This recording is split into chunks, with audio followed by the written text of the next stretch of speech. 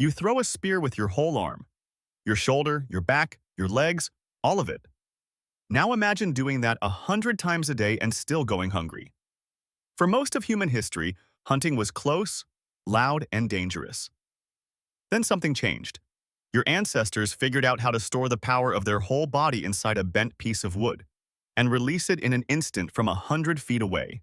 This is the story of the most important weapon humans ever built. For roughly 2 million years, hunting meant getting close.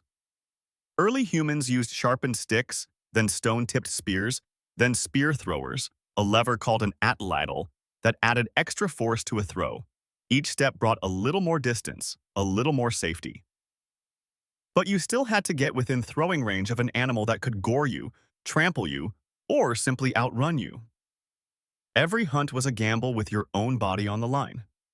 Picture that gamble for a moment. A spear thrown by even a strong adult rarely travels more than 30 or 40 feet with any real accuracy.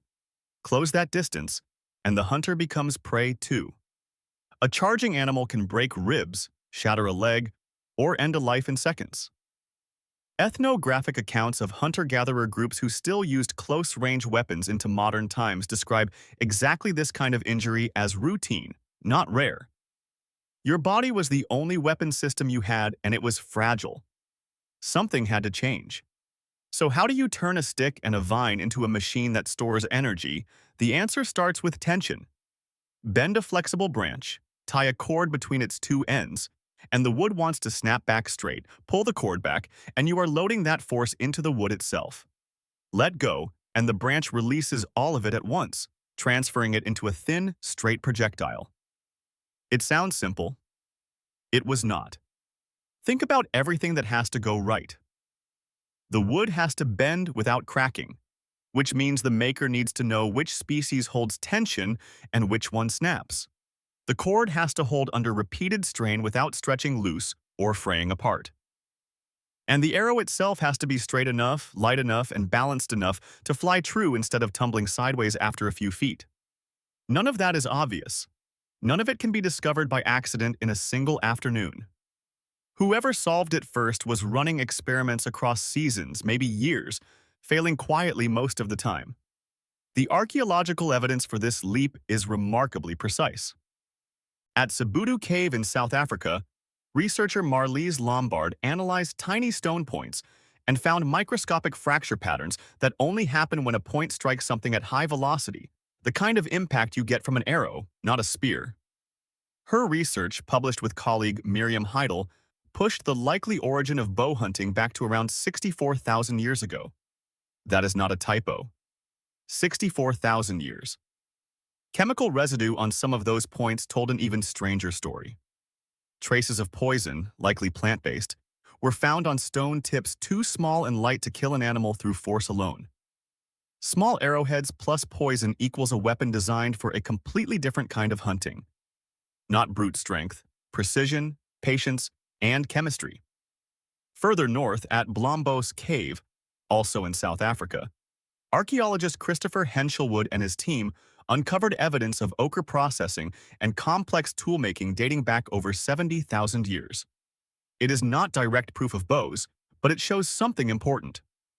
The same populations capable of thinking this precisely, planning multi-step tasks, mixing pigments, and shaping tiny stone tools, had exactly the kind of mind you would need to invent something as intricate as archery. Complex thinking tends to show up in clusters. Where you find one sophisticated behavior, others are often close behind. Zoom out to Europe, and the picture shifts again. At sites in Germany dating to around 17,000 to 18,000 years ago, archaeologists have recovered pine shafts that closely resemble arrow foreshafts, alongside stone points shaped for tips rather than for handheld cutting. By around 10,000 years ago, at a site in Denmark called Stelmore, well-preserved wooden arrow shafts survive almost intact, giving researchers direct physical proof rather than inference from fracture marks alone. Two very different lines of evidence, Stone Age damage patterns in Africa and preserved wood in Europe, point toward the same conclusion from different directions. Let's reconstruct what this actually looked like. A hunter crouches at the tree line, downwind so the animal cannot catch their scent. The bow is already strung, a simple curved branch under tension, the cord made from twisted plant fiber or animal sinew.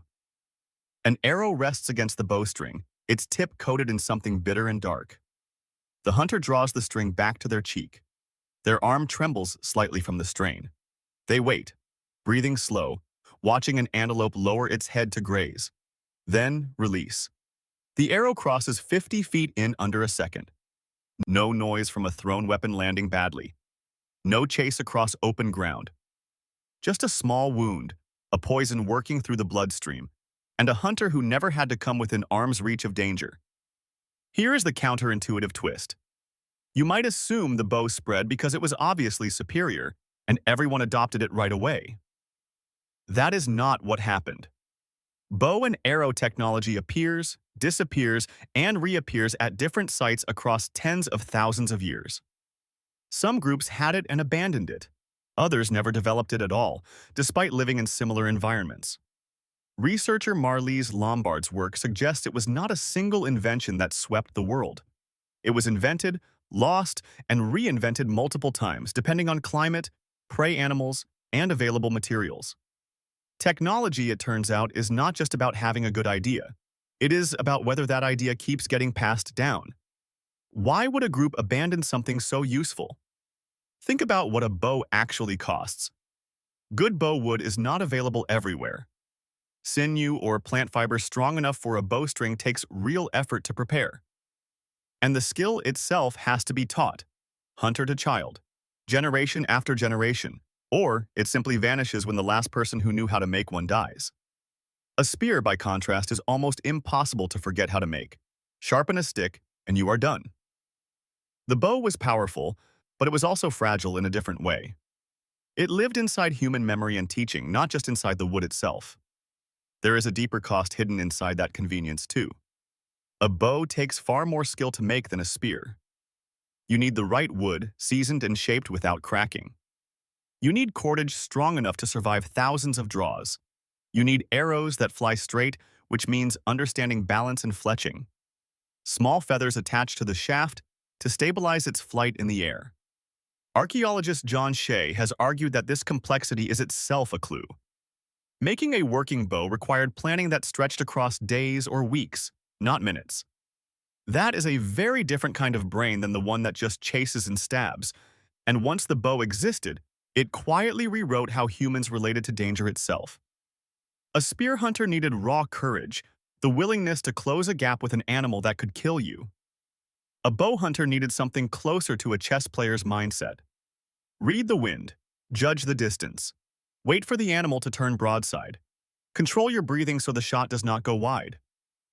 Hunting stopped being purely a test of strength and became, at least partly, a test of patience and self-control. That shift did not just change how people hunted. Some researchers argue it changed how people thought, rewarding foresight and restraint in a way that pure strength never had to. Think about what that means for you today.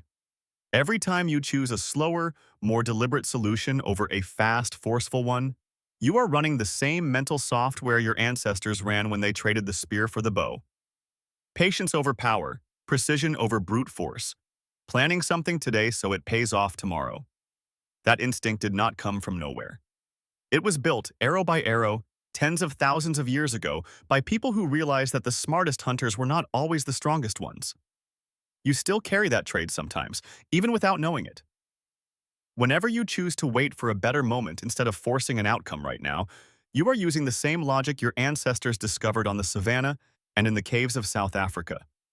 You throw a spear with your whole arm. But somewhere along the way, your ancestors learned something better. Sometimes the strongest move is the one you don't force at all.